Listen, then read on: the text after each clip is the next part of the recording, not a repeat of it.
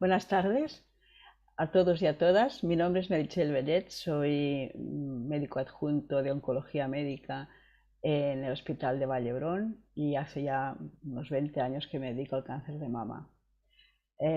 Pertenezco también a Solti, soy miembro de la junta directiva y os quiero dar hoy la bienvenida a este segundo taller de formación para pacientes que organiza Solti en este año 2022. El taller de hoy versará sobre efectos secundarios de los principales tratamientos que estamos administrando hoy en día en cáncer de mama. Y también haremos a lo largo de las charlas una pequeña mención a los parámetros analíticos en los que nos fijamos los oncólogos cuando administramos los tratamientos. Voy a hablaros un poco de la agenda de hoy. En primer lugar, yo misma os presentaré una primera charla que explica los efectos secundarios del tratamiento hormonal y de la quimioterapia. Y después la doctora María Borrell, que me acompaña hoy, nos contará las particularidades de la inmunoterapia. Después ya dejaremos unos 20 minutos para resolver dudas que nos habéis planteado ya anteriormente a esta sesión, mediante enlaces que os habíamos facilitado. Y también, y esto es muy importante, pues podéis hacer preguntas directamente durante las charlas a través del chat. Debo decir que resolveremos preguntas que tengan un interés general, más que entrar en puntos concretos o en casos concretos, porque el tiempo es limitado.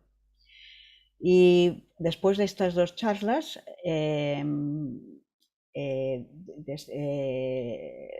tendremos al doctor Fernando Salvador. El doctor Fernando Salvador es manager científico de Solti y nos presentará la actualidad de Solti, en qué está trabajando, de los tipos de proyectos en marcha, y así pues llegaremos al final de la sesión, que pienso que podemos extendernos hasta entre 7:15 y 7:30. Y bueno, así que para no alargarme más, pues ya paso a presentaros mi primera charla titulada Efectos secundarios de la quimioterapia y de la hormonoterapia en cáncer de mama.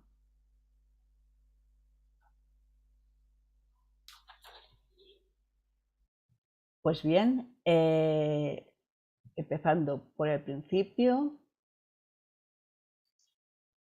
este sería el esquema de mi charla. Empezaré hablando de cuándo utilizamos la quimio y la hormonoterapia, de efectos secundarios de la quimio inmediatos o a corto plazo, para proseguir con los efectos secundarios de la quimio a medio o largo plazo. Posteriormente hablaré de los efectos secundarios de la hormonoterapia. Después haré un poco de reflexión sobre lo que puede ser la toxicidad global de una paciente o de un paciente después de finalizar y acumular tratamientos, y finalmente un resumen de los principales puntos tocados. ¿Cuándo utilizamos la quimioterapia y la hormonoterapia? Pues bien, esta es la secuencia de tratamientos en cáncer de mama precoz. Tenemos en un primer lugar la cirugía, como sabéis, en tumorectomía o mastectomía. Después, en situaciones de riesgo, utilizamos la quimioterapia en caso de que las pacientes sean HER2 positivo, pues también asociamos tratamiento anti-HER2. Posteriormente se realiza radioterapia sobre la mama que queda o sobre la pared del torácica, las áreas ganglionares, y finalmente la hormonoterapia. De hecho, este gráfico no está bien representado porque la hormonoterapia ya puede empezar conjuntamente con la radioterapia. Se dará siempre esta hormonoterapia solo en tumores receptor hormonal positivo, y el tipo de hormonoterapia dependerá del estado menopáusico y puede durar entre 5 a 10 años. A veces la secuencia de tratamiento es algo diferente, y lo que empezamos por la quimio, típicamente esto lo hacemos en tumores algo más grandes, pero en principio siempre la hormonoterapia iría, en la gran mayoría de casos, al final. Y ¿Cómo es la secuencia de tratamientos en cáncer de mama avanzado metastático? Bueno, dependerá de si estamos hablando de tumores que expresan receptores hormonales o si hablamos del tumor que ya sabéis que no expresa ni receptores hormonales ni HER2, del llamado triple negativo. En principio, en el cáncer de mama luminal avanzado, lo que hacemos primero es dar una hormona, la hormona 1, que llamamos aquí, con un agente biológico que actualmente es un inhibidor de ciclina, palbo-ribo o abemaciclib. Siempre después de cuando hay una progresión, intentamos siempre, en principio, continuar con tratamientos hormonales porque son mejor tolerados y así, bueno, pues podemos pasar de esta hormona 1 a una hormona 2, donde podemos asociar o no un agente biológico, como el alpelisib, por ejemplo, y de aquí pasar, si hay respuesta, a la hormona 3 con otro agente biológico que puede ser, por ejemplo, everolimus. Y siempre, si la enfermedad se convierte en algo más agresiva, a lo mejor no respetamos este orden, sino que pasamos directamente a quimioterapia. En caso de cáncer de mama triple negativo, el tratamiento, sabéis que no, el tratamiento hormonal no es adecuado y no es eficaz, quiero decir, y hablamos de quimioterapia que puede ir asociada a inmunoterapia, una u otra o las dos. Después de esto podemos pasar también a una quimioterapia que no hayamos establecido o inmunoterapia, depende de lo que hayamos dado al principio, y a partir de ahí generalmente pues lo que hay son quimioterapias sucesivas en general, y aunque en este momento muchas de las inmunoterapias se están dando en ensayos clínicos, pues las inmunoterapias se dan en una primera línea o como máximo una segunda línea. ¿Cuáles son los efectos secundarios de la quimioterapia inmediatos o a corto plazo? Bien, pues para entenderlos hemos de entender cómo funciona la quimioterapia en general. Esto parece perogrullo, pero bueno, en principio la quimioterapia lo que hace es condicionar un stop de la división celular en las células malignas, con lo cual las mata, las reduce y elimina los tumores y sus metástasis en caso de la existencia de enfermedad visible, o bien elimina enfermedad microscópica, subclínica, estas células que podían estar acantonadas o circulantes, también la intención es que las elimine, reduciendo la probabilidad de recaída. Estos son los efectos beneficiosos de la quimioterapia, lo que estamos buscando.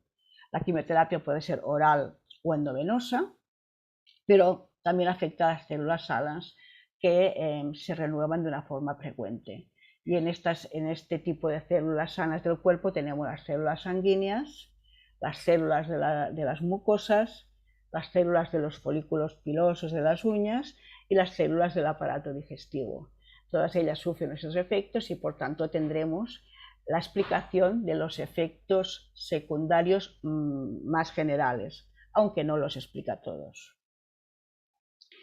Estas son las quimioterapias más utilizadas en cáncer de mama: adriamicina y epirubicina, ciclofosfamida, taxanos, ya sea taxol o taxotere, latinos, 5-FU, capecitabina, eribulina, virolermina y gemcitabina. En general, todas ellas o algunas de ellas pueden dar una toxicidad a nivel hematológico, y así tenemos anemia, que les puede condicionar al cansancio por descenso de glóbulos rojos, descenso de glóbulos blancos, lo cual pone a los pacientes un riesgo de infección, o un descenso de plaquetas que nos da un riesgo de sangrado. Afectación de las mucosas, en general es a nivel pues, de la mucosa de la boca, da dolor, dificultad para comer y hay un riesgo de sobreinfección. No solo puede afectarse a esta mucosa oral, sino también mucosas de otros sitios del cuerpo, como a nivel de la vulva, a nivel anal, etc. Además, se afecta al sistema nervioso central por un efecto de detección del tóxico a nivel del sistema nervioso central. Se pueden producir náuseas y vómitos. También esa inflamación que puede haber ahí puede provocar cansancio, y además puede haber un trastorno cognitivo que conocemos como quimiocerebro y que por vuestras preguntas que nos habéis hecho os preocupa.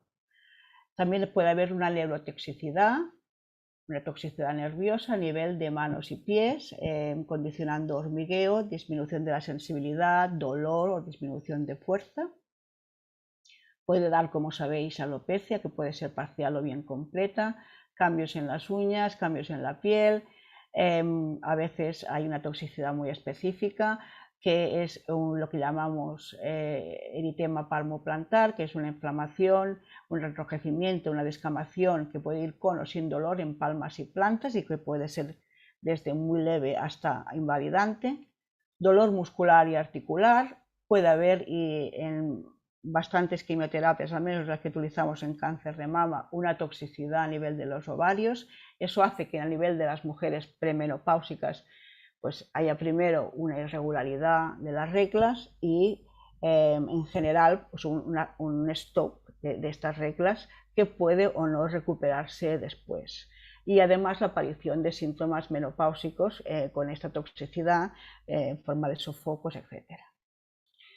Raramente, pero también existe, puede haber toxicidad cardíaca, hablaré con más detalle de esto después, y aún más raramente, es infrecuente, pero existe, puede haber lo que llamamos neumonitis, una inflamación del pulmón tóxica, que en general pues se resuelve con tratamiento apropiado. Hay que decir que que he nombrado diferentes tipos de quimioterapia, pero en principio cada quimioterapia tiene su toxicidad específica, pero que también ante una misma quimioterapia no tienen por qué aparecer todos estos problemas y todos sus posibles efectos secundarios, de tal manera que a veces la quimioterapia no es tan limitante en la calidad de vida como anticipan muchas pacientes antes de empezarlas. No digo que no tenga una toxicidad relevante, pero la fama que le precede a veces no está tan justificada. En el cáncer de mama precoz, que ya he comentado que se administra quimioterapia, se puede ir antes de la cirugía en un tumor grande o ir después si vemos en la pieza quirúrgica que hay algún factor de riesgo. Típicamente los fármacos que se utilizan son la adriamicina y pirrobicina junto con ciclofosfamida y después taxanos, que puede ser taxol más típicamente o taxotere. Estos fármacos suelen ir en secuencia, primero uno, después otro, pero las secuencias son intercambiables.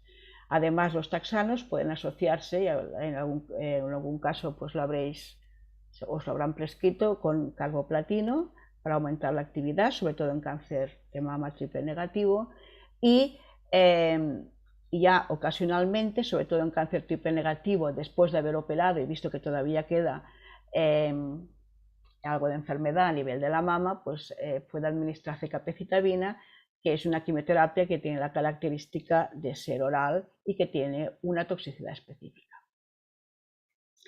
En cuanto a esta primera secuencia en general de la quimioterapia, la adriamicina y la ciclofosfamida, hay que decir que su toxicidad característica, aunque no frecuente, no muy frecuente, es la toxicidad cardíaca. Es algo que tenemos que tener en cuenta antes de empezar un tratamiento, puesto que puede acabar dando pues una dilatación del corazón, con insuficiencia cardíaca, cansancio, edemas o ahogo.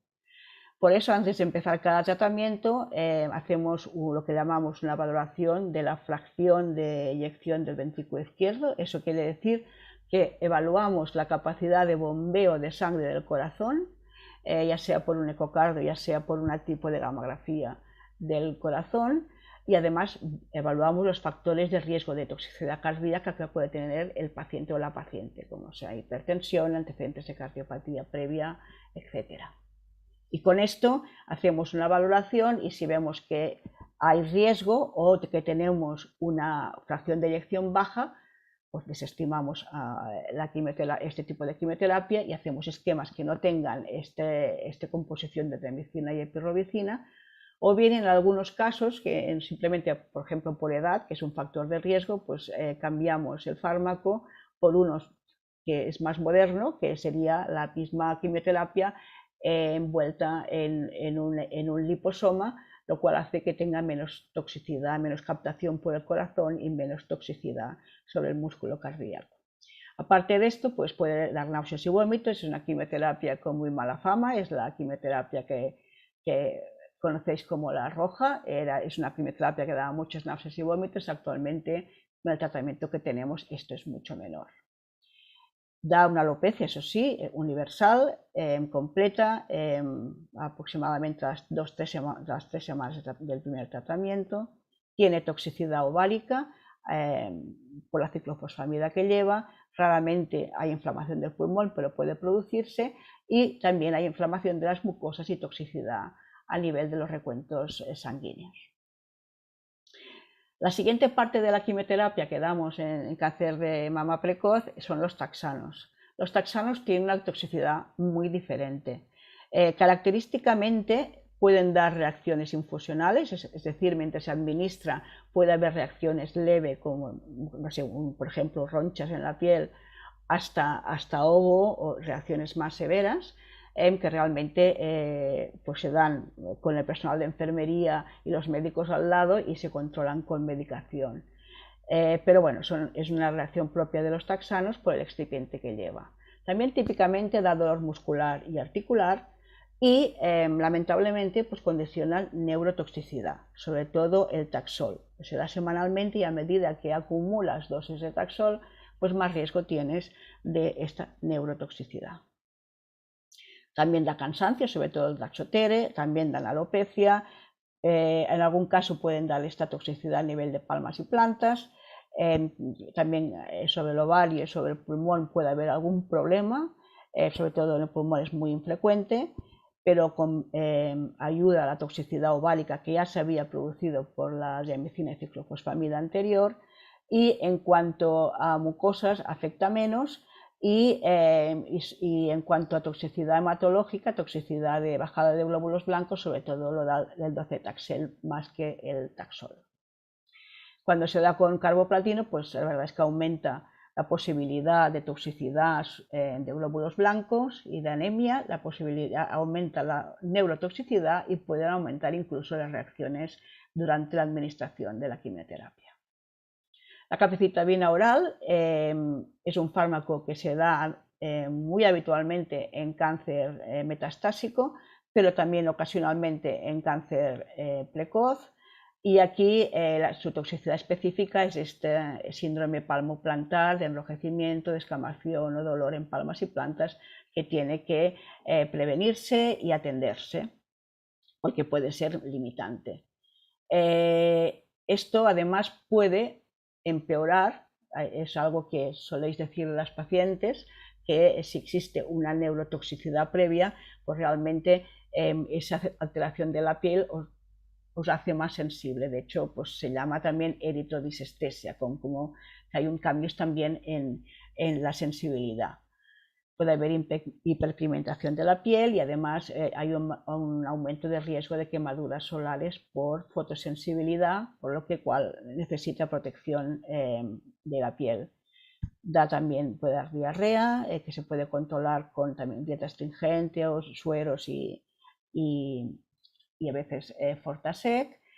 Raramente, pero existe, puede producir un espasmo de las coronarias, con lo cual da una angina de pecho. Eso no es muy frecuente, pero lo hemos visto, y pues se tiene que consultar, evidentemente. Tiene un pequeño riesgo de trombosis, más que otras quimioterapias, y raramente da toxicidad neurológica. Cuando la mayoría de estos casos de estas toxicidades, si son ya más graves, esto se habrá informado previamente al paciente, pues se tendrá que consultar para parar la medicación. Recordad que se la está tomando los pacientes estáis tomando la medicación en casa y nosotros no lo vemos, entonces hay que estar bien informados sobre los motivos por los cuales se tiene que parar. Las toxicidades graves son raras. Este fármaco en general es muy bien tolerado. Por ejemplo, el tema de la toxicidad neurológica es muy raro, y normalmente cuando existen puede ser porque exista un déficit individual de metabolización, de eliminación y degradación de la propia quimioterapia. Esto es algo que en caso de déficit extremos de la enzima que metaboliza la capecitabina, en caso de extremos puede ser incluso mortal. Por suerte, actualmente Esto lo vigilamos mucho y disponemos de test que se realizan en sangre y que nos dicen, nos advierten de la cantidad, de la capacidad de degradación de esta enzima, con lo cual con esto podemos ajustar o incluso decir que no puede administrarse para evitar toxicidades graves. Esto sería, y porque lo preguntabas, en los parámetros en los que nos fijamos con una quimioterapia que tenga una toxicidad sobre las células sanguíneas, como por ejemplo AC. Este es un caso de una paciente, es de una paciente que la quimioterapia se administró cada 2 semanas. Sabéis que para que se recuperen los glóbulos blancos, pues en general necesitamos un tiempo de 3 semanas, pero cuando en casos determinados, para buscar una mayor efectividad, lo damos cada 2 semanas y ponemos ayudados por unas inyecciones que se administra al propio paciente, subcutáneas, que se llaman filgastrin, y que ayudan a recuperar los glóbulos rojos más rápidamente. En este caso, la paciente, bueno, pues veíamos que nos vino con una hemoglobina, que es lo que miramos, o sea, no, os cuento de Matías no lo miramos tanto, nos fijamos más en la hemoglobina, veis que el rango de normalidad está en 12-15, pues esta paciente tiene un poco de anemia debido a la propia quimioterapia. Pero fijaros, el problema más importante es que si los leucocitos normales son entre 4.000 y 11.000, pues ella solo tenía 1.100 y solo tenía 200 de los buenos, que llamamos, de los neutrófilos, de los glóbulos blancos que nos defienden de las bacterias. Los linfocitos serían aquellos que también están bajos y serían más los que nos defienden de infecciones virales. En este caso lo que pasó es que la paciente vino en un primer ciclo, se le informó de que queríamos hacer esta pauta cada 15 días y de que tenía que tomar las inyecciones. Bueno, tenía muchos otros problemas, estaba muy impactada por el diagnóstico, entendió que era una sola inyección y que las otras eran para el resto de ciclos y solo se puso una, con lo que llegó a estos recuentos. Esto ya, después de haber explicado bien, y en el siguiente ciclo, ya con las 7 inyecciones, ya no volvió a repetirse este problema. En caso de que tuviéramos, por ejemplo, capecitabina, típicamente los recuentos de neutrófilos están perfectos y el grado de anemia es mínimo. ¿Qué otras quimioterapias utilizamos en cáncer de mama avanzado? Además que podemos utilizar también las antraciclinas, la ciclofosfamida, taxanos y capecitabina, pero hay otros fármacos que utilizamos como son la eribulina, la vinorelbina, la gemcitabina, el carboplatino o el cisplatino. Los dejo aquí porque si alguien lo quiere revisar, vea, perdonad que se ha pasado, pues pueda consultarlo, pero en principio no tengo tiempo para entrar en ello. Otros efectos secundarios de la quimioterapia o de la medicación de soporte que ponemos para controlar los náuseas y vómitos o para que no haya toxicidad sobre el riñón, etcétera, pues pueden darse efectos secundarios.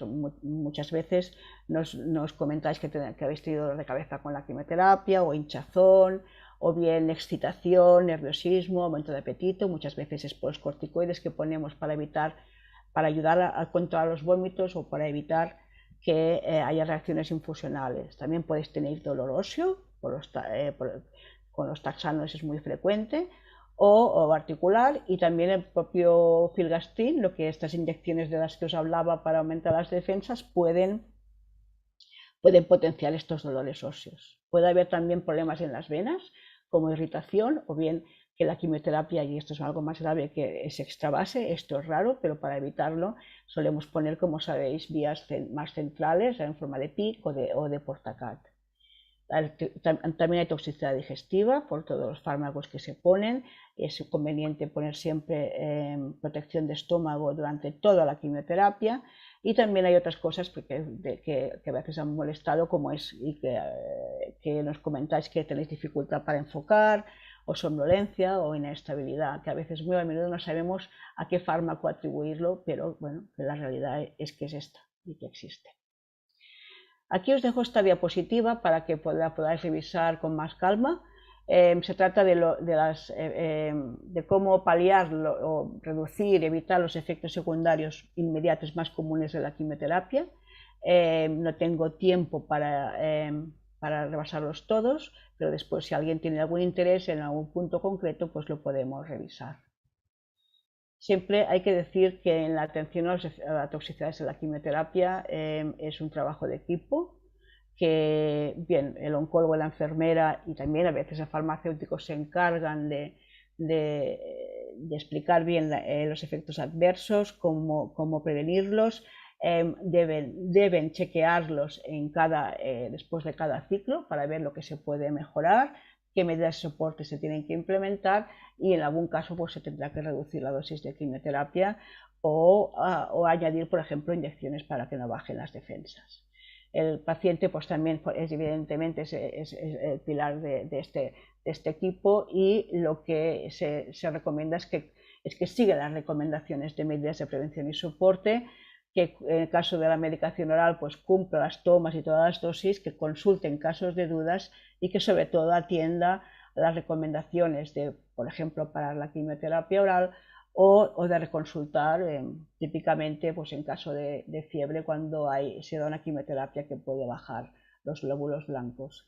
También es importante que de alguna manera el paciente sea consciente de lo que ha pasado, de su toxicidad, náuseas, vómitos, incluso que lo registre y que informe al oncólogo, si es que este no se lo ha preguntado por algún motivo, de cuando aparece esta neurotoxicidad, esta afectación de la sensibilidad o este dolor en manos y pies, porque es muy importante a la hora de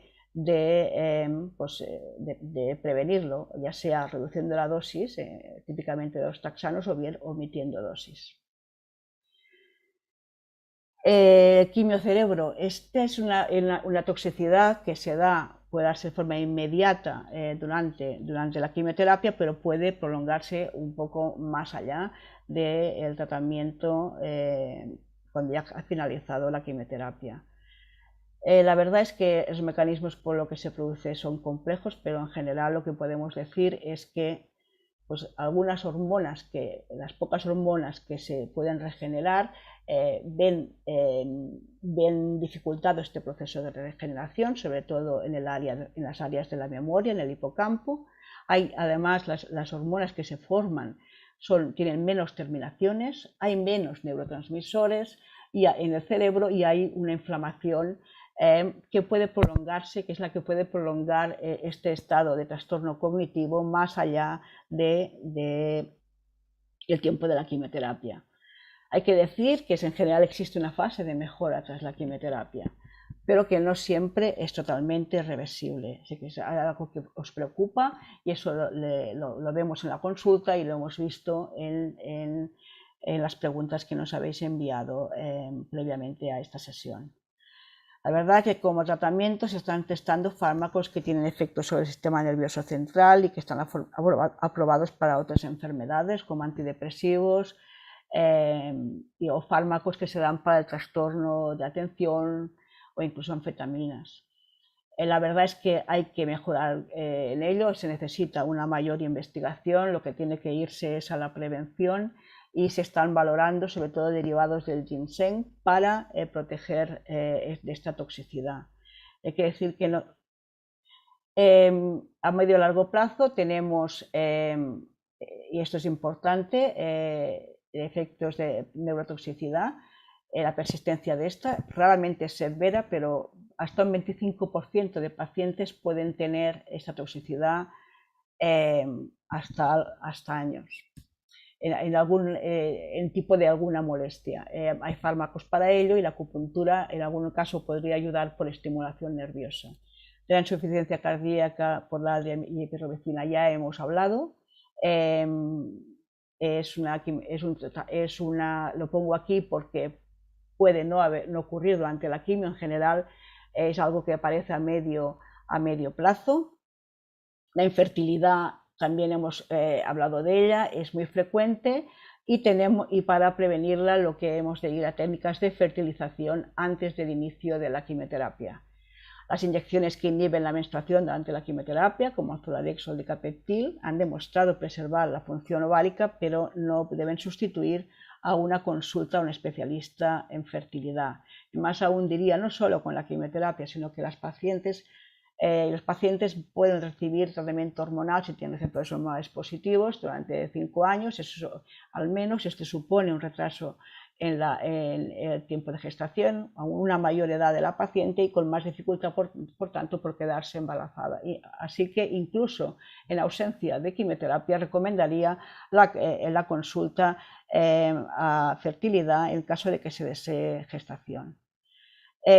Y por último, y esto no debe asustar, pero es así, existe la posibilidad de un incremento de riesgo de leucemia. Esto estamos hablando de menos del 0,5% de las pacientes que reciben quimioterapia y se ve a largo plazo, a partir de los 4 o 6 años puede producirse y a partir de los 10 no suele ya darse y tiene como mayor factor de riesgo el que la paciente que reciba la quimioterapia tenga ya una edad avanzada, en torno a 70 años.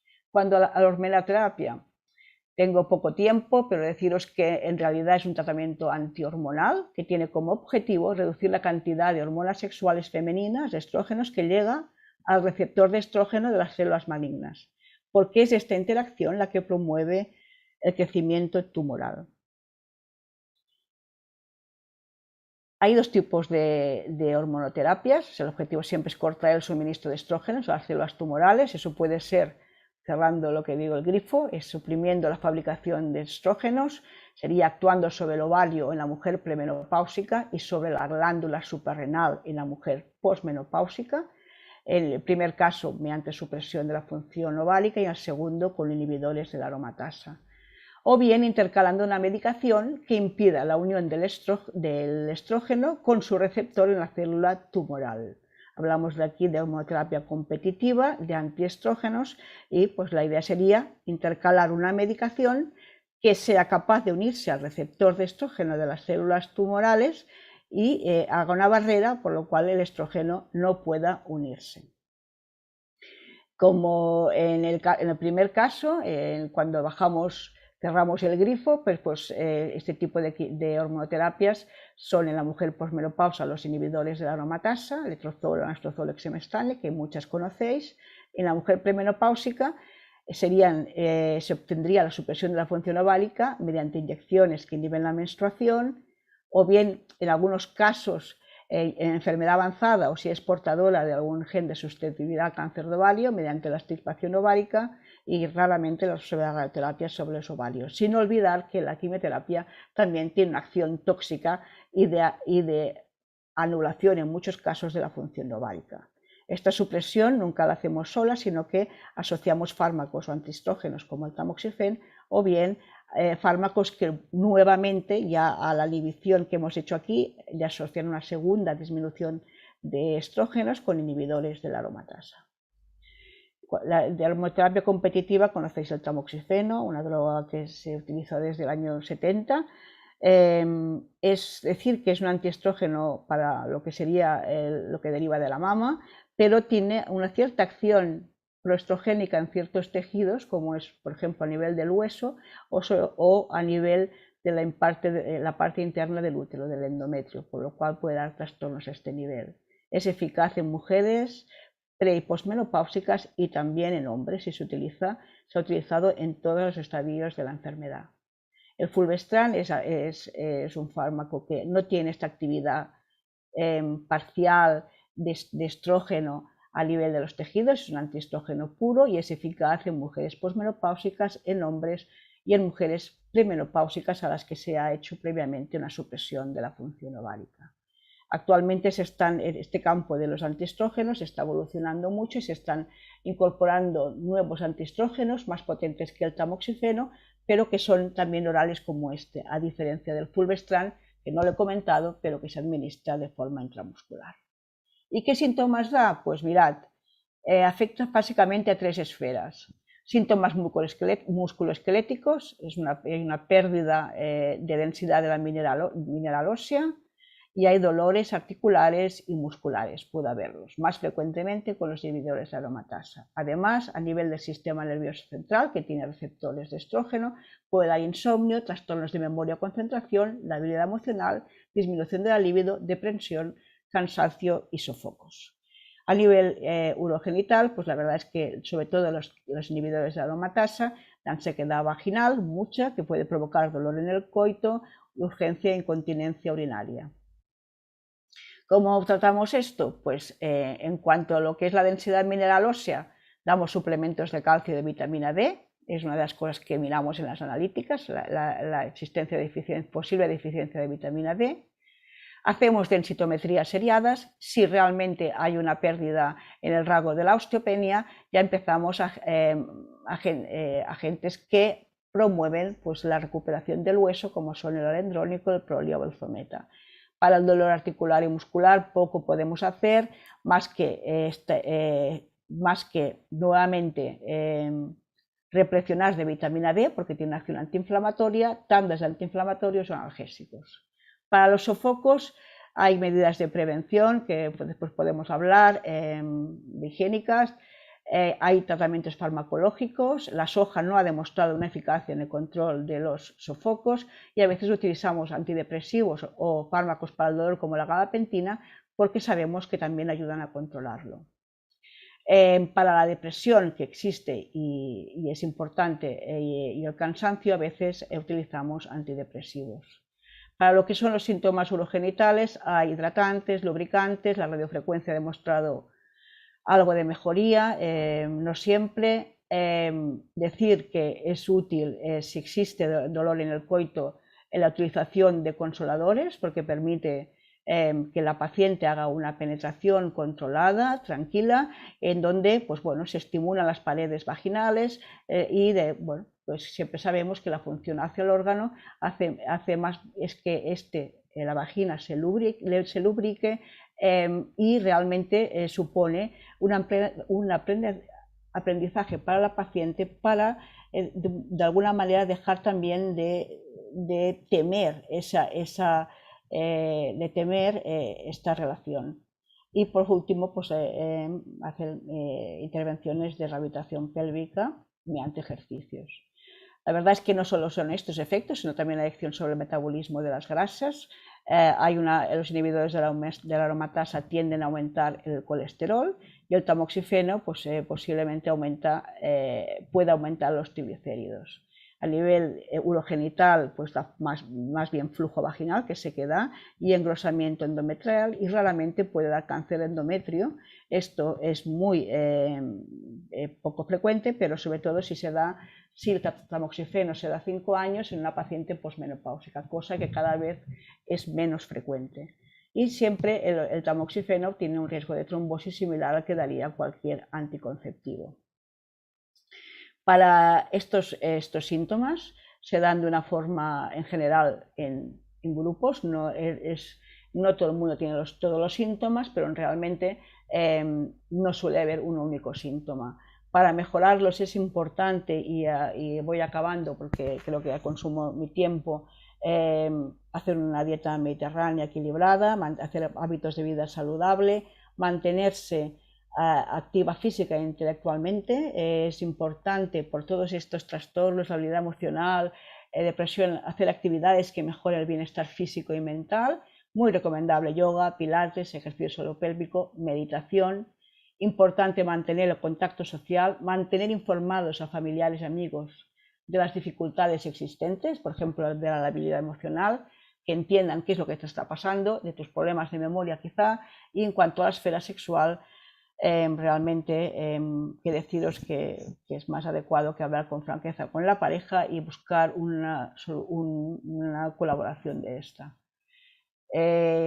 Intentamos mejorar, pero no siempre conseguimos. Es verdad que si no se tolera un tratamiento podemos cambiar a otro tratamiento hormonal y siempre en cuanto a la duración de y el tipo de tratamiento, pues valoramos el beneficio que obtiene la paciente en cuanto a disminución de la posibilidad de recaída en muchos casos versus la calidad de vida que está obteniendo.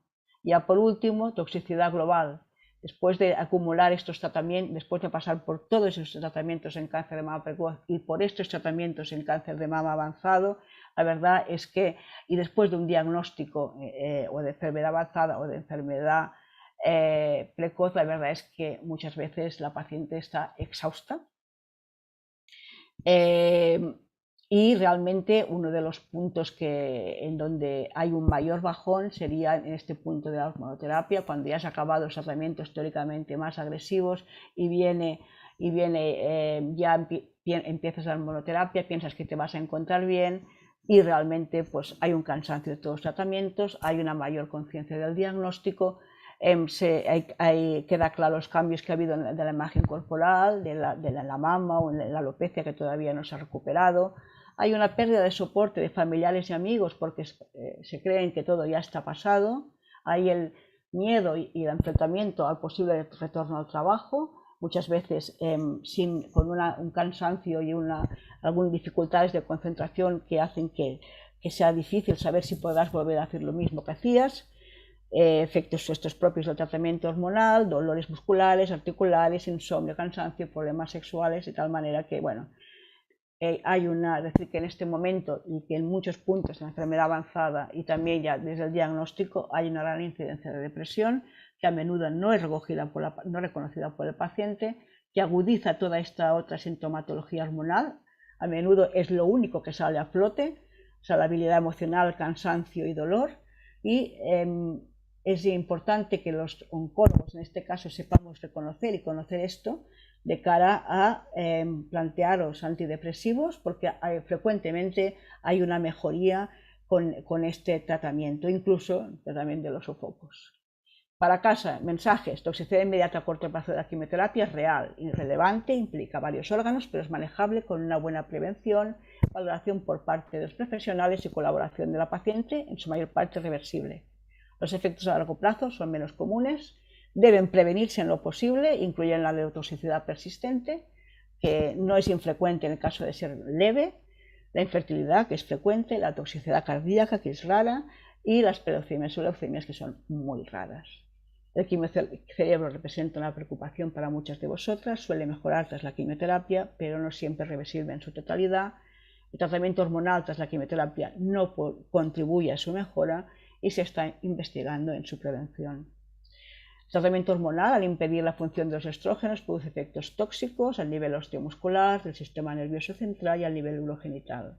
Los síntomas pueden mejorar en muchos casos con cambios de tratamiento, siendo fundamental el mantenimiento de hábitos de vida saludable, el no aumento de peso y incluyendo sobre todo el ejercicio físico.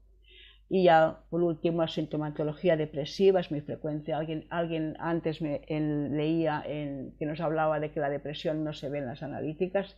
Esta paciente que nos ha hablado previamente de esto tiene mucha razón, es una realidad.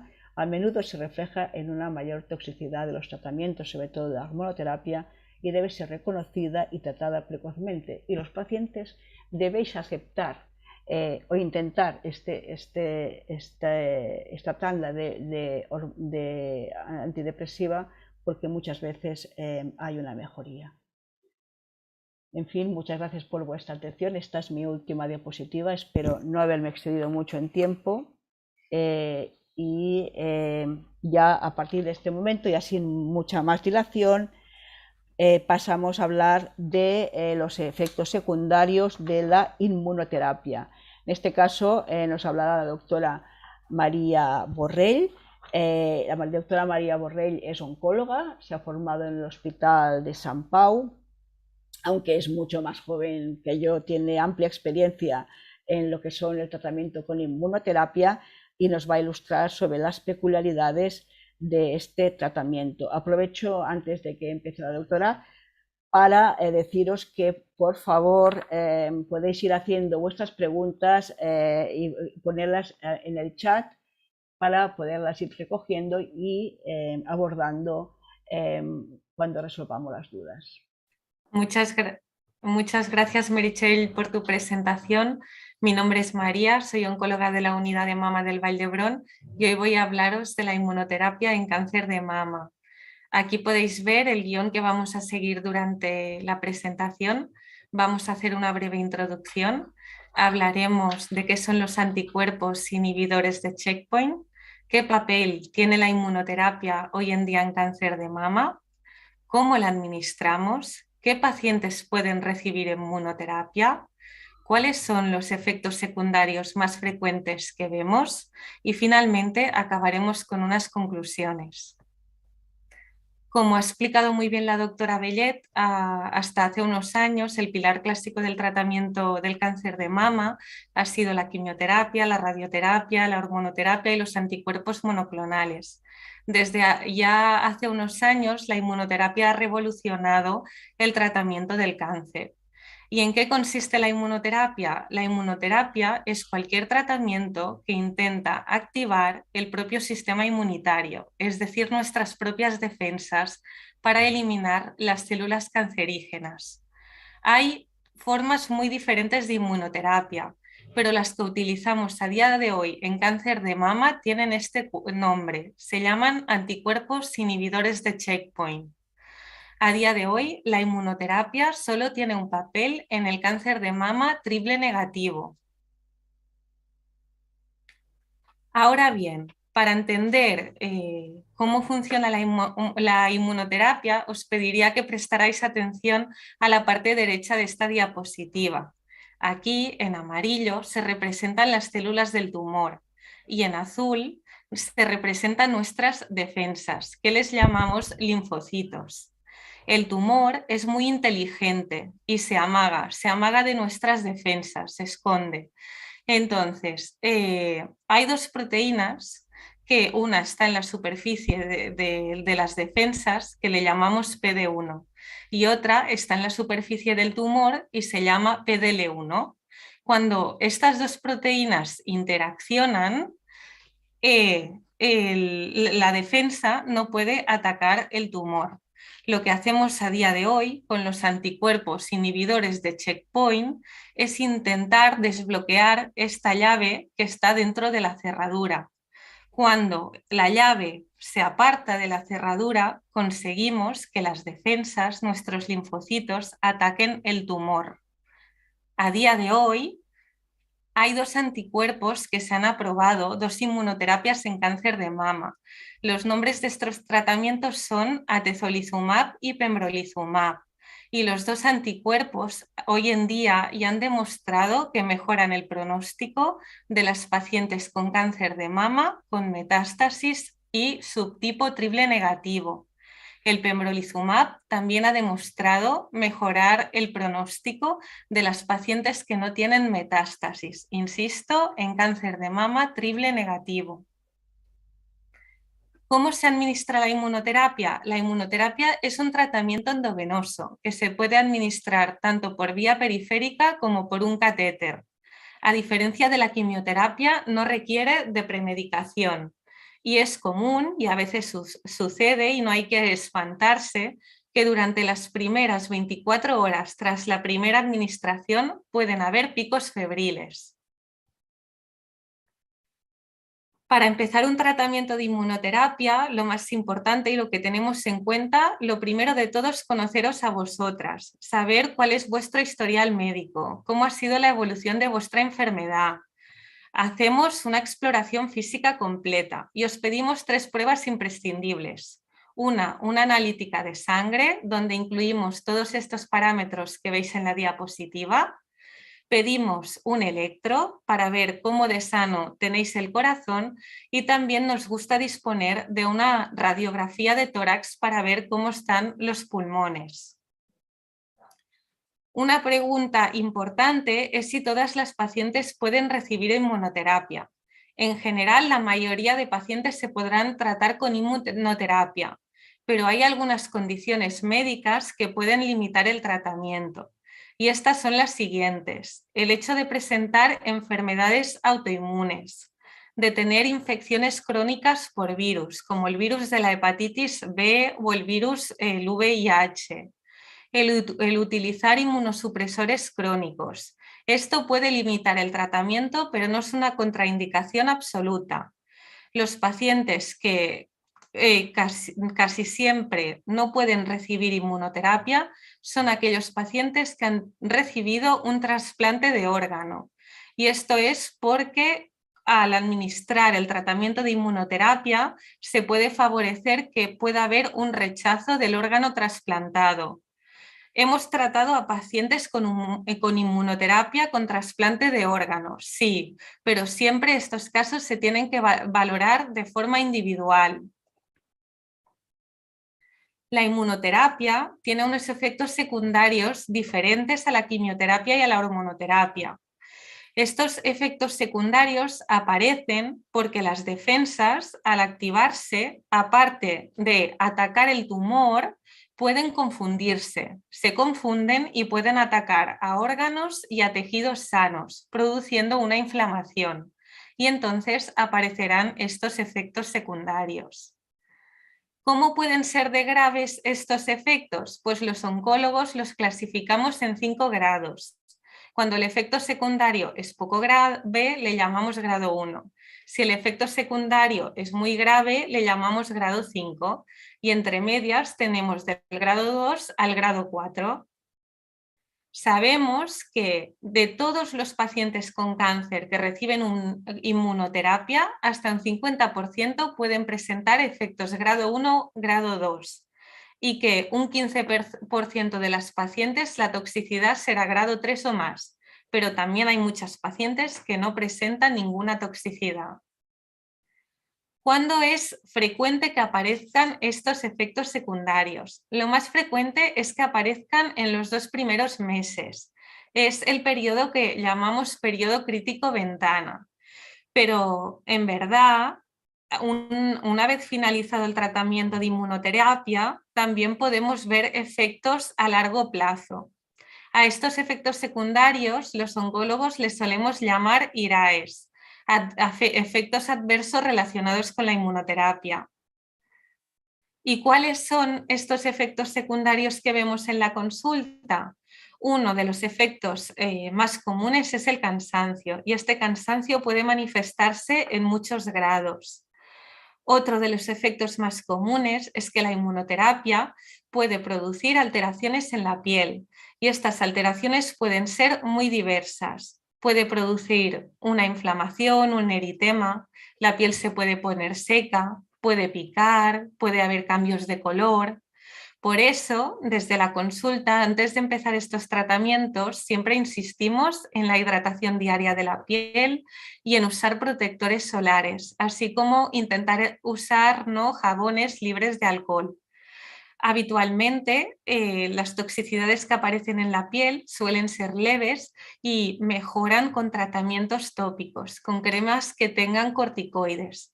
Para el picor, administramos antihistamínicos, lo que también controla mucho estos síntomas. Otro de los efectos secundarios que puede dar la inmunoterapia es la toxicidad digestiva, es decir, la inflamación de cualquier órgano del aparato digestivo. Llamamos colitis a la inflamación del colon y su síntoma habitual son las diarreas, que esto también es fácilmente controlable. A veces se inflama el hígado y a eso le llamamos hepatitis. Las pacientes que presentáis hepatitis, la mayoría de vosotras no tenéis ningún síntoma. Somos nosotros, los médicos, los que vemos en estos parámetros que están resaltados en verde que hay una alteración y detectamos esta hepatitis. A veces también se inflama el estómago, lo que llamamos gastritis, y en alguna ocasión se puede inflamar el páncreas. Esto es muy poco frecuente, pero en los casos en los que el páncreas se inflama hay 2 parámetros que son la amilasa y la lipasa que también se pueden alterar. Otros efectos de la inmunoterapia son la inflamación de nuestros órganos endocrinos. El órgano más frecuente que se puede inflamar por la inmunoterapia es el tiroides. Y habitualmente cuando venís a la consulta casi siempre estáis asintomáticas. Vemos que tenéis un problema en el tiroides porque en la analítica vemos estos parámetros, TSH, T3 y T4.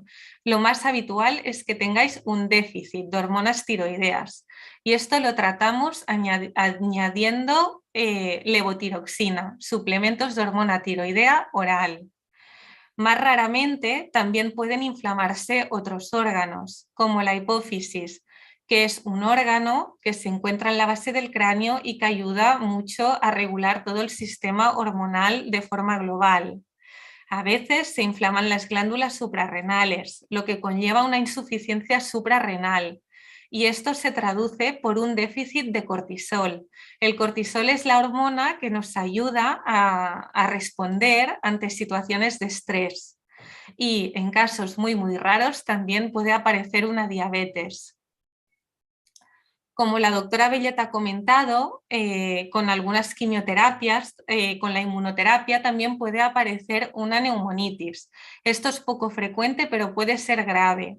Entonces hay que estar atentos cuando recibimos estos tratamientos a la aparición de tos o a la sensación de falta de aire.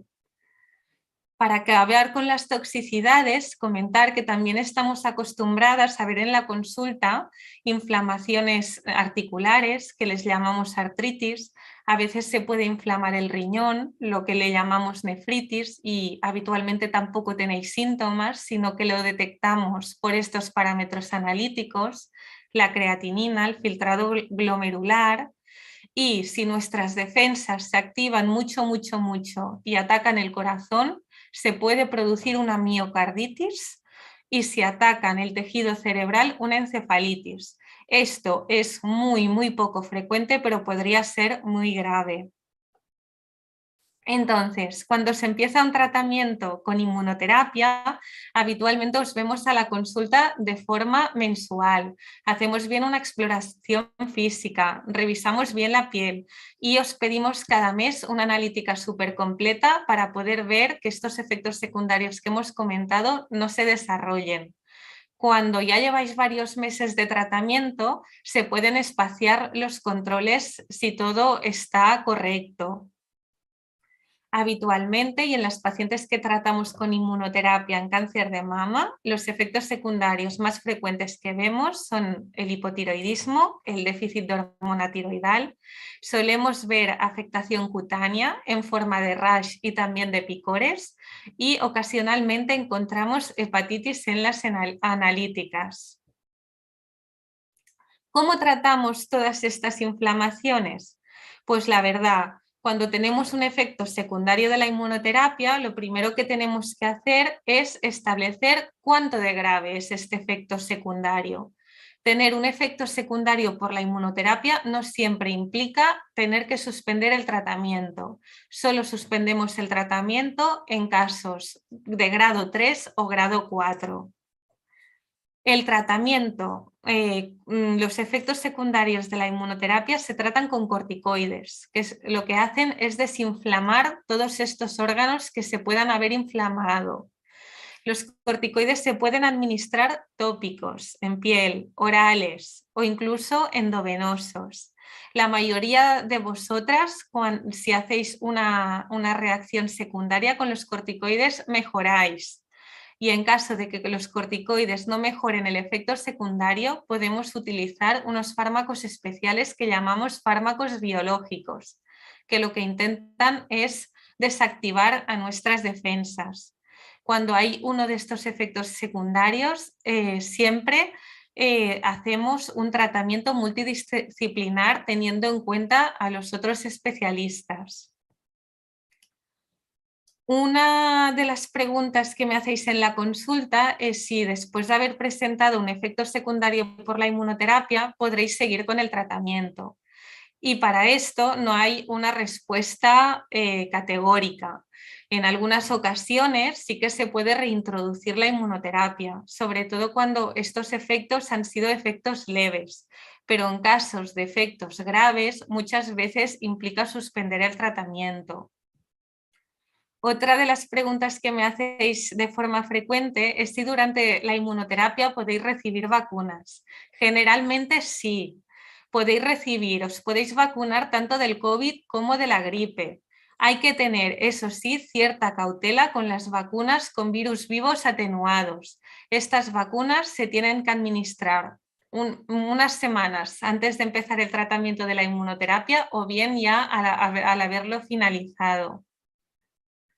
Muy bien. Para concluir, me gustaría remarcar, ¿no?, que la inmunoterapia en cáncer de mama a día de hoy ha adquirido relevancia en el cáncer de mama triple negativo.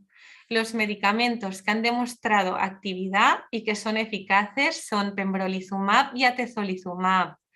con estos tratamientos lo que hacemos es desbloquear nuestras defensas para que puedan atacar el tumor. Pero a veces estas defensas se confunden y aparte de atacar el tumor, atacan órganos o tejidos sanos y es cuando aparecen estos efectos secundarios. Las pacientes que reciben inmunoterapia en cáncer de mama, los efectos más frecuentes que apreciamos son las alteraciones del tiroides, el rash y las hepatitis. Todos los efectos secundarios de la inmunoterapia se tratan con corticoides y las vacunas del COVID y de la gripe son seguras. Muchas gracias por vuestra atención.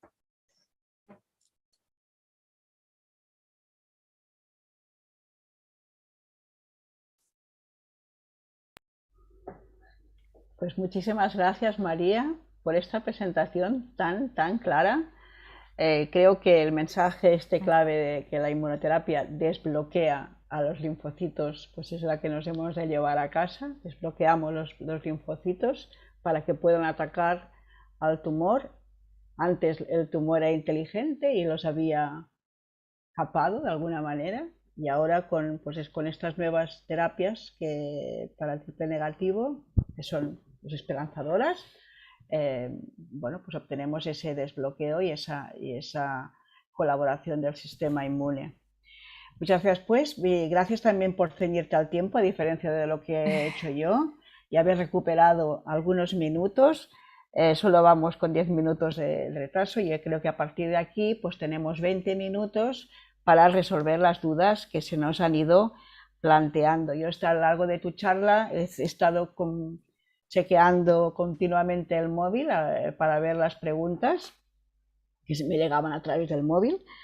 Y bueno, tenemos unas cuantas ya que habíamos recibido previamente y unas cuantas que acaban de llegar. No sé cómo podemos empezar a abordarlas. Hay algunas preguntas. ¿Hay alguna pregunta que voy a responder sobre el tratamiento hormonal?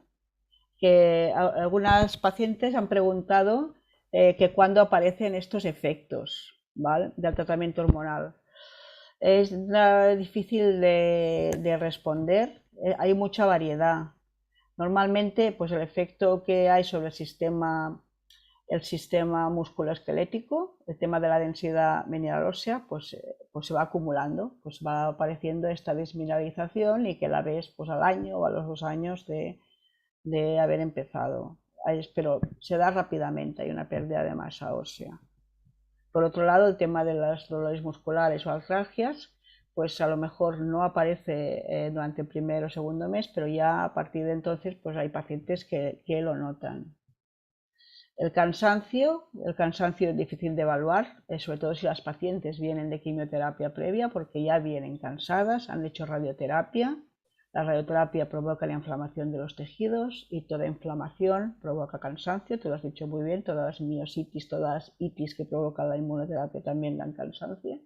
Pues bien, la inflamación de los tejidos, pues también de la radioterapia perpetúa ese cansancio, entonces ya no sabes exactamente dónde estás. También podemos hablar del quimio-brain, el quimio-cerebro también provoca cansancio. Entonces, es decir, que tú ya puedes venir con cansancio, puedes recuperarte y al cabo de unos meses pues volver a notar que estás cansada. Es por siempre y hay que valorar que no haya también algún otro componente, como son, por ejemplo, la depresión, de las que os he hablado anteriormente. En cuanto a otros síntomas, sequedad vaginal, sequedad de piel, pues se suelen notar bastante precozmente. Eso es cierto. Y en cuanto a sofocos, que es una quimioterapia, es un efecto que molesta, pues depende del tipo de tratamiento hormonal. Si, por ejemplo, con quimioterapia puedes notar sofocos durante la misma quimioterapia porque es una toxicidad directa sobre los ovarios y te deja como menopáusico pues rápidamente.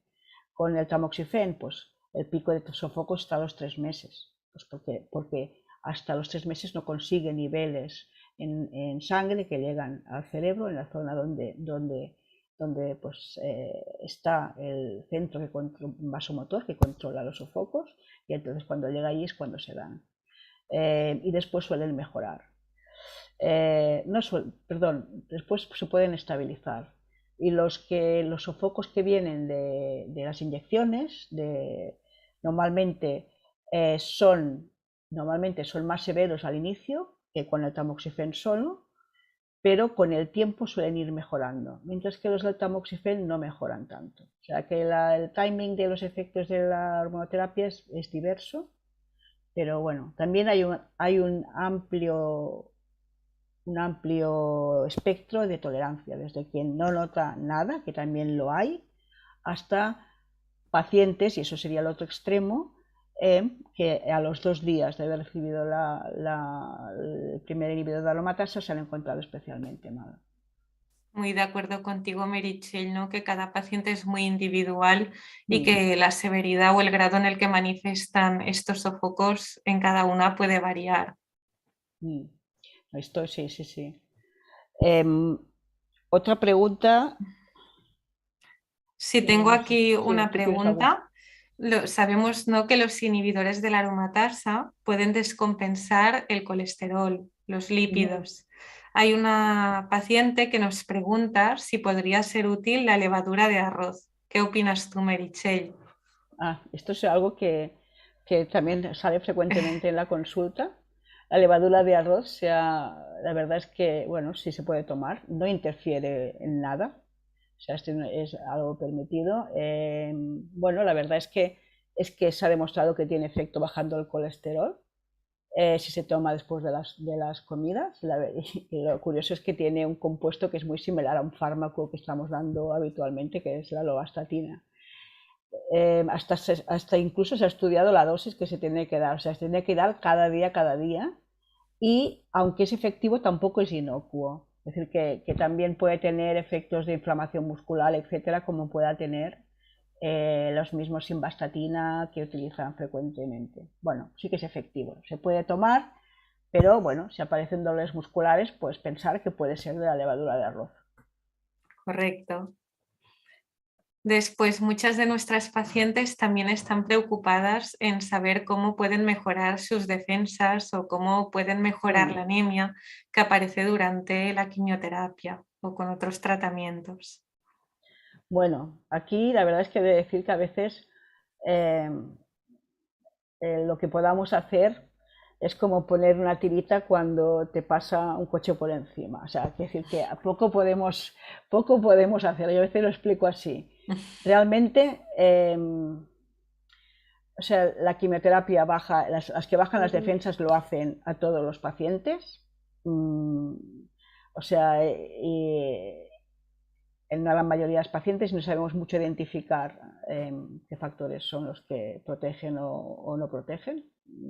Quizás sí que lo tienen tanto personas jóvenes como personas mayores.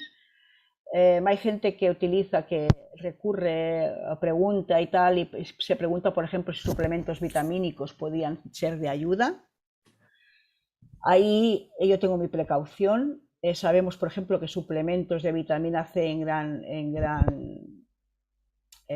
cantidad, en gran proporción, gracias, baja la efectividad de quimioterapia neoadyuvante, o sea, la que damos preoperatoriamente. Ahí lo hemos visto, con que yo sería en catalán lindo al parer, yo sería de la opinión Serías partidaria. Partidaria de no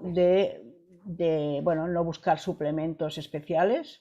Sí que preguntaba, recuerdo la pregunta, la paciente preguntaba si el ejercicio físico podía ayudar. Bueno, no puedo descartar que indirectamente, porque el ejercicio físico tiene efecto beneficioso en muchos parámetros de inflamación que acaban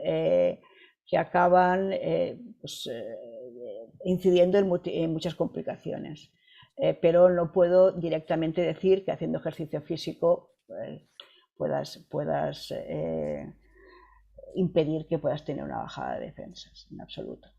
Sí que tienes que tener recomendaciones de, por ejemplo, pues si sabes que baja mucho las defensas, pues yo qué sé, la lechuga, en los alimentos crudos, pues poner una gota de lejía, etcétera, para que estén, ¿sabes? Que no tomar a veces alimentos como son el kéfir, es que hemos visto complicaciones e infecciones por los hongos que lleva el kéfir en situaciones de neutropenia, etcétera. O sea que hay cosas que deben evitarse. Vitamina C y kéfir, por ejemplo. No, y hablando, no, retomando el tema de la actividad física, vemos, ¿no?, en la consulta que las pacientes que tienen hábitos de vida saludable y que practican actividad física de forma regular toleran mucho mejor todos los tratamientos. Por eso, ¿no?, de la insistencia de todos los compañeros oncólogos del cáncer de mama de que seáis adherentes y realicéis actividad física de forma rutinaria. Sí, sí. Pues totalmente, tanto con la quimioterapia como para la hormonoterapia y también para el chemobrain, para el quimiocerebro. El ejercicio reduce parámetros de inflamación a todos los niveles y esa inflamación también puede estar a nivel del cerebro con la quimioterapia. Luego, otro aspecto importante que preguntan las pacientes, Meritxell, es las interacciones medicamentosas que pueden aparecer con los inhibidores de ciclina. Ah, Tú de sí. esto eres una experta y creo que nos puedes dar buenos consejos. Ah, sí. Ah, mira, también está. Verán. Bueno, solo he visto, sí, era una paciente que preguntaba sobre si, ¿no?, el pomelo, que es el zumo de pomelo, que es la granada, y entonces estaba preocupada sobre si no podía tomar cítricos en general. Esto no es así, o sea, puede tomar cítricos perfectamente, puede tomar limones y naranjas.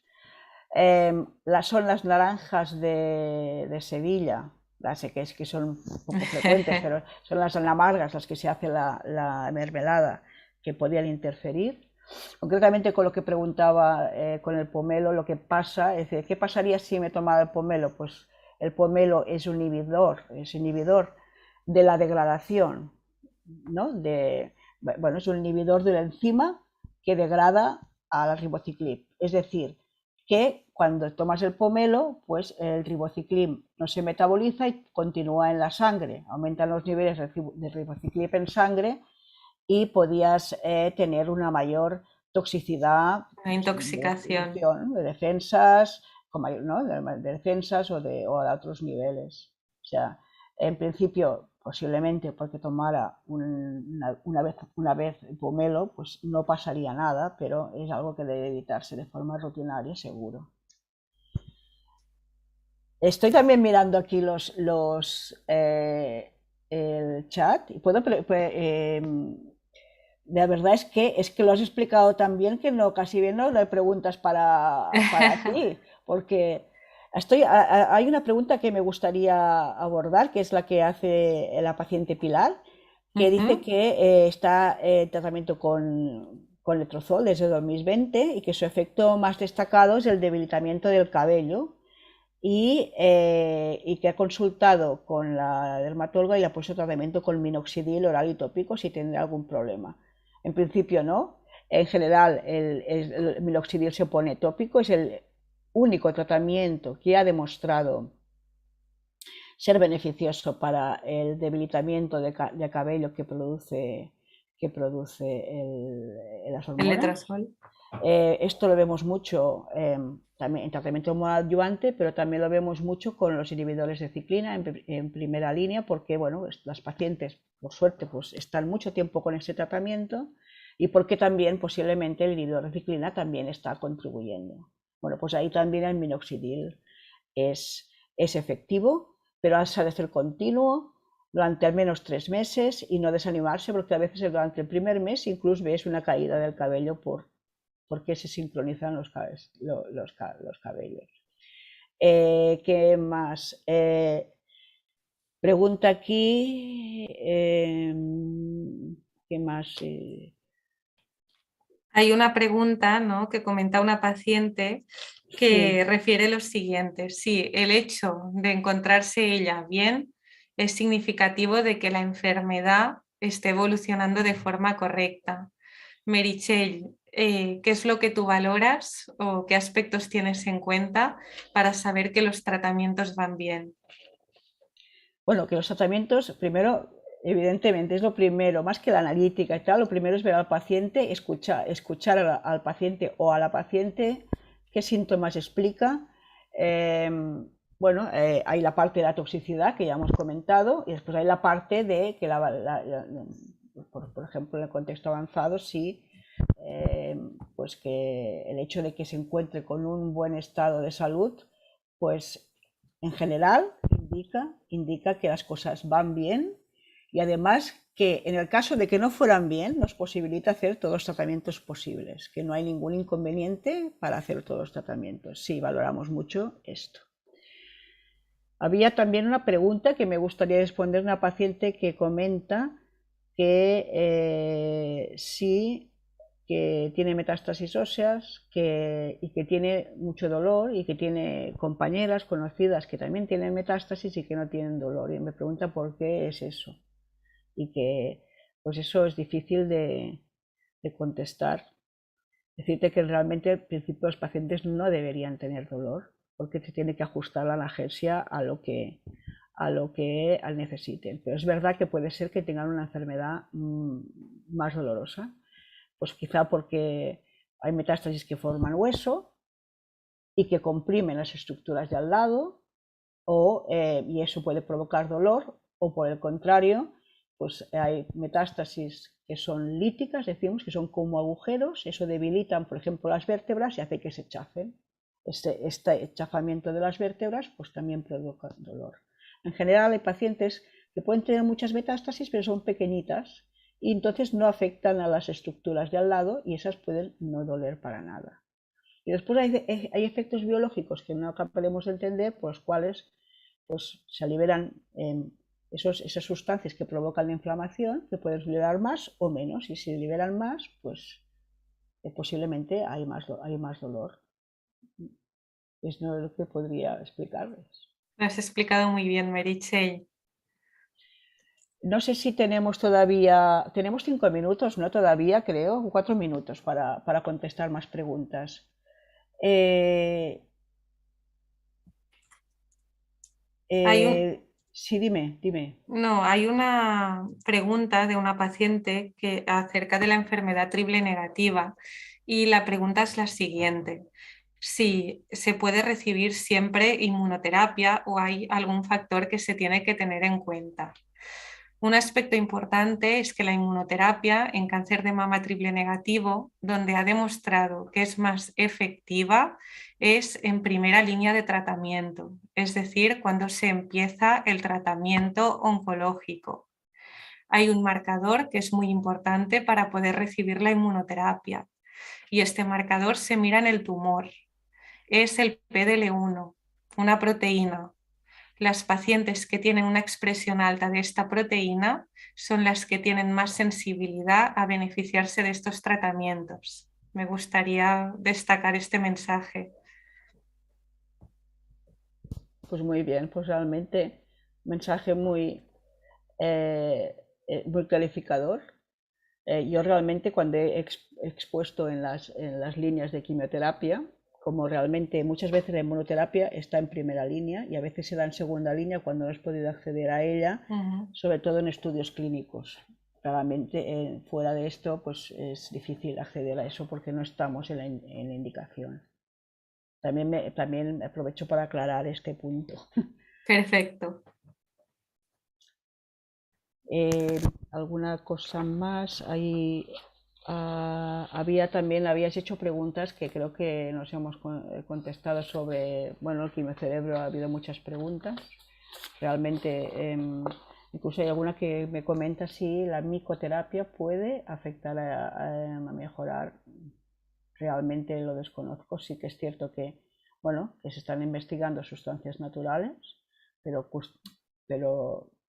estrictamente de los que son la planta del ginseng, porque ahí se ha visto que tiene unas moléculas muy interesantes para lo que sería una neuroregeneración, ¿no? Y ahí está, pero de hecho es lo que he dicho, que muchas veces tampoco podemos ir directamente a estos tratamientos naturales porque hay cuestiones de dosis, cuestiones de que muchas veces no se absorben lo que estamos deseando y que puede interferir. Hay un tema también sobre la cúrcuma que tendría que repasar. Dice que la cúrcuma sí puede afectar al tratamiento de inhibidores de aromatasa. En principio creo que no. O sea, no he visto en ninguna parte. Tengo más dudas sobre si sobre si afectaría a tratamientos con inhibidores de ciclina. Esto, la verdad es que Solti ha creado una página que se llama Cyclip Tool, que en principio está hecha para profesionales, pero que algunas pacientes también la consultáis, no sé si debo decir esto, pero bueno, cycliptool.org, la hemos hecho con mucha ilusión y que testa interacciones y que, bueno, alguna vez para saber, incluye un apartado de lo que llamamos terapias complementarias y ahí pues lo debería de consultar. Si quieres, mientras respondes alguna otra pregunta, lo consulto y respondo. Porque A tu, de entrada no, no me lo sé. a tu comentario, Meritxell, me gustaría añadir, ¿no?, que también estamos muy acostumbradas y que yo lo comento mucho con las pacientes, de que algunos suplementos naturales sí que son beneficiosos, pero que siempre es importante que cualquier suplemento que una paciente quiera tomar, que nos lo comenten en la consulta para nosotros poderlo revisar de forma detallada con farmacia o mediante el uso de estas herramientas para descartar, ¿no?, que esta toma de suplementos no vaya a potenciar un efecto tóxico en los tratamientos que están recibiendo. Mensaje importante, ¿no?, para que os acordéis, para que nos lo comentéis, para que podáis compartir, ¿no?, cualquier inquietud que tengáis. Estoy aquí buscándolo, la cúrcuma, rooibos, valeriana.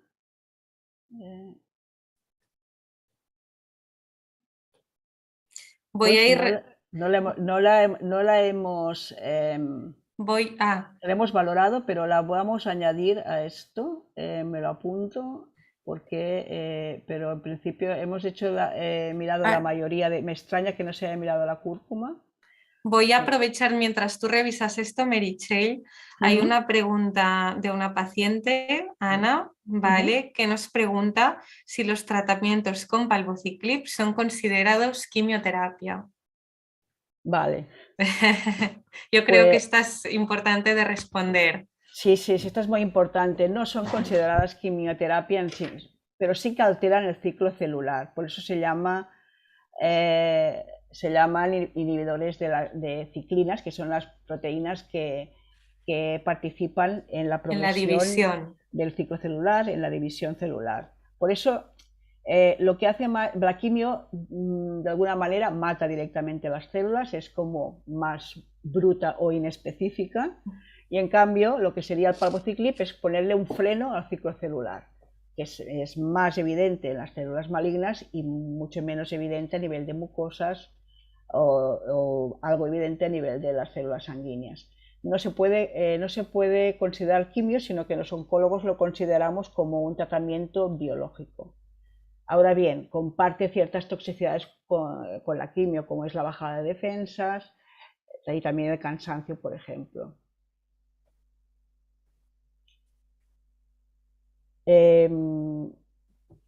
Bueno,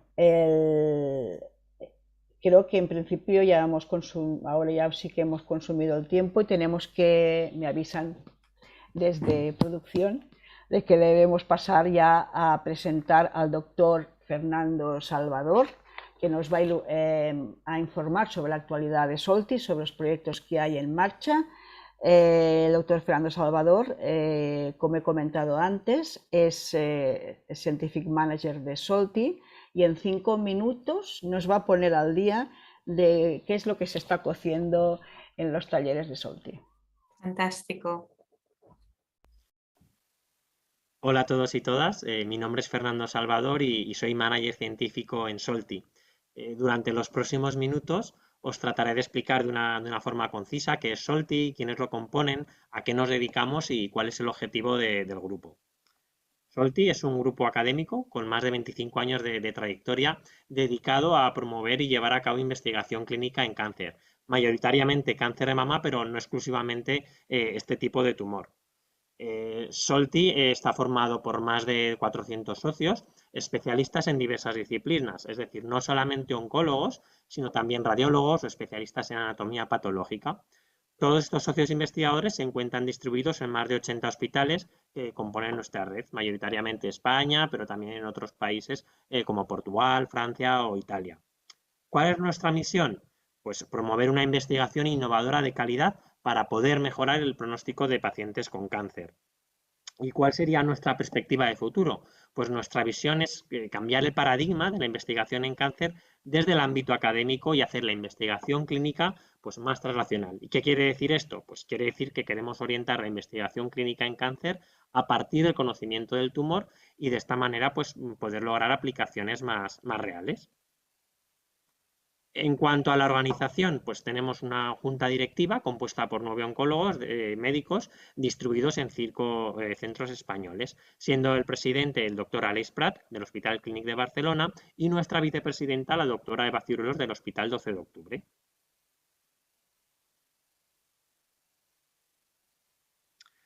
Lo que hace Solti es llevar a cabo de manera íntegra ensayos o estudios clínicos, es decir, de principio a fin.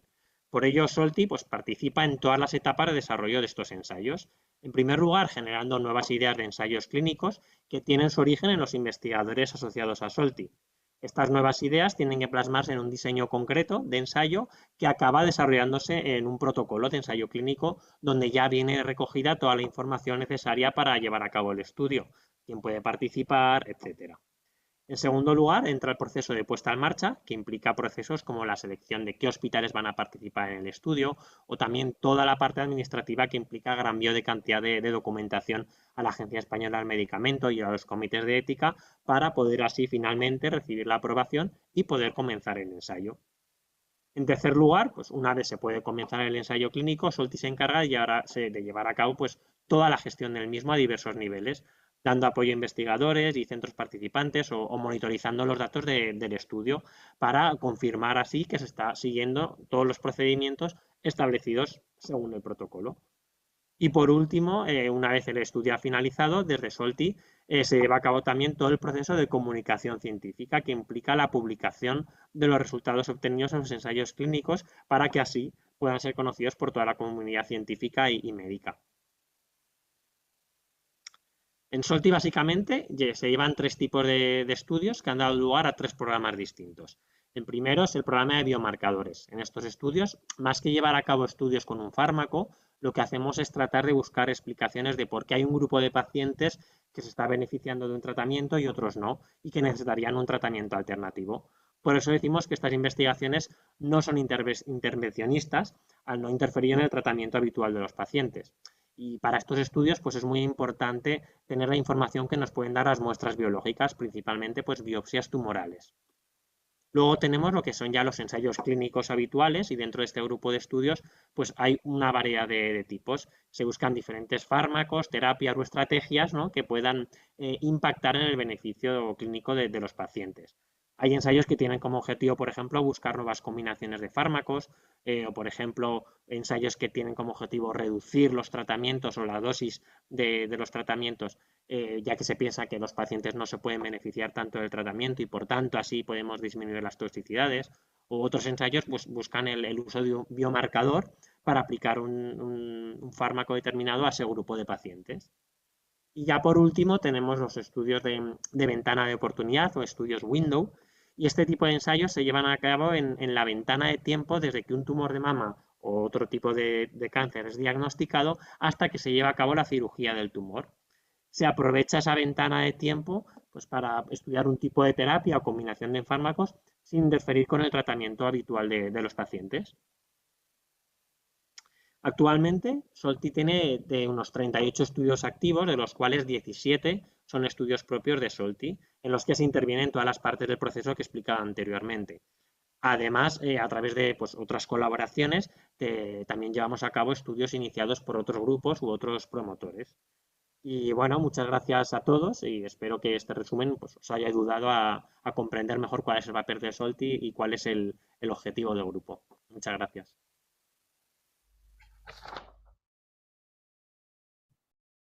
Hola, muchas gracias, doctor Salvador, por esta explicación sucinta pero interesante de todo lo que está haciendo Solti, de la actividad actual investigadora de Solti.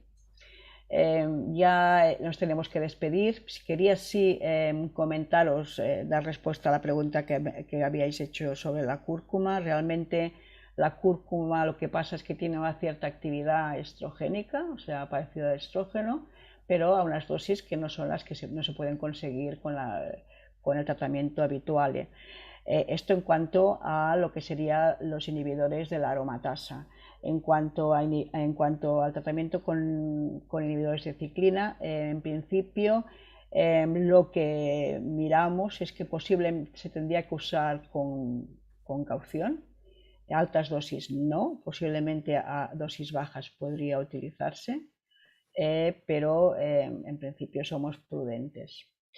En cuanto a que nos preguntaban sobre si podemos poner esta web de Solti de consulta de interacciones, pues en principio la pondremos en el chat. Y ya pues ya nos queda nada poco que decir solo algunos mensajes. Uno, después de que acabemos esta sesión en el chat, os aparecerá una encuesta con 3 preguntas que rogamos que contestéis para así poder mejorar. También avisaros de que mañana a las 6 hay un directo en Instagram del primer taller de pacientes con la doctora Montse Muñoz y con su paciente Lalo Saralegui, que lo podéis ver desde el perfil de Solti en Instagram. Además, y esto me hace mucha ilusión, el día 31 de mayo estaré con mi paciente Ariela Cordonet, que creo que también nos acompaña hoy, haciendo otro directo de Instagram para hablar de su vivencia. Y ya, por último, pues emplazaros al siguiente taller de Solti, que versará sobre alimentación y cáncer de mama. Estará coordinado por la doctora Sonia Pernas y en colaboración con la nutricionista también de su hospital, del ICO de Hospitalet, y esto será el día 13 de junio. Ya os podéis inscribir a la web de Solti en el apartado pacientes y os animamos a que nos sigáis en las redes sociales porque ahí es donde publicamos todas estas convocatorias. Y pues nada más, pues desearos una feliz tarde, esperando que realmente os haya sido útil esta sesión y bueno, pues ya nos ponemos a preparar la siguiente con mucha ilusión. Un abrazo muy fuerte a todos y a todas.